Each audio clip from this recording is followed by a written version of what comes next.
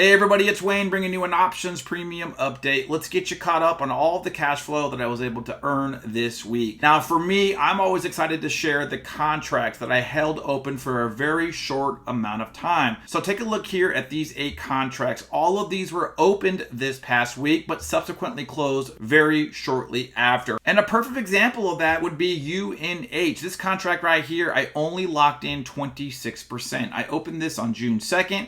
And I closed it just 1 day later. The open premium that I received was $480, but yet I paid back $355 1 day later, only locking in net profit of $125. I have no problem only locking in 26% because I'm ultimately going to rinse and repeat. And you'll see here on line item 312, I in fact do that. Here on June 4th, I sell another cash secured put, the strike price being $300. That also expires on 6/6. And for this one, I earned $211. This one I was able to lock in just a little bit more than the previous, 55%. Or $115. And so if you take a look here at these 2 contracts for UNH, I earned a sum of $240. Again, I've got no problem locking in less than 50% when it comes to some of these contracts. All right, before I get you that weekly total, I want to talk about Tesla. Now, Tesla has been very profitable for me these last several years. Take a look here in 2022. Selling cash secured puts, I was able to make just over $16,400. If we jump to 2023, I was able to make over $3,000 in net premium.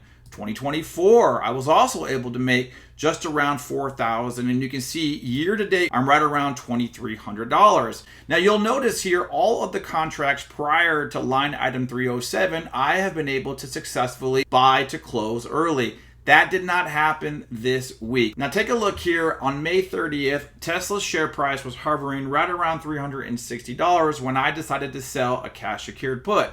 Again, if we take a look at this contract, I chose a strike price of $345, and in doing so, I was paid $495 in premium. You can see right around here on June 5th, if you guys are following mainstream news, you know that the president and Elon Musk had a nasty fallout, and unfortunately, that certainly affected the share price of Tesla, and it plummeted all the way down from initially $361 to as low as $277. And by the way, this unfolded in just a couple of days. And so, of course, I had to aggressively manage my position. Take a look here. I ultimately decided to roll down and roll out that position. Now, again, initially, my strike price was $345. Even though the share price of Tesla is still below my new strike price of $325, I am hoping between now and August, the share price of Tesla does go up. And in doing so, even though I had to buy to close at a loss for this leg of that roll,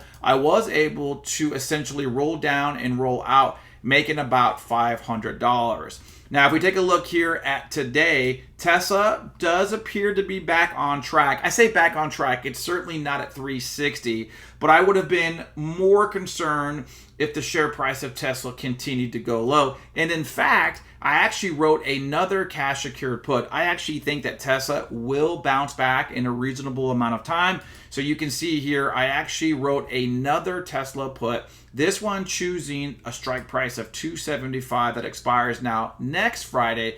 And in doing so, I earned $540. So you guys are going to have to remain tuned in to see whether or not this Tesla contract shakes out in my favor. So let's go ahead and get you a grand total that I made this past week, $2,441. That brings my year-to-date premium total now over $40,000. That puts me at a weekly average of over $1,700. Which means if I stay on track, I am projected to see over $90,000 in premium. Now, I will tell you, I still have the same goal of making $52,000 or $1,000 every single week. And I'm only going to revisit that goal at the midway point of the year. So we will see whether or not in the next few weeks I can go ahead and keep up this great momentum.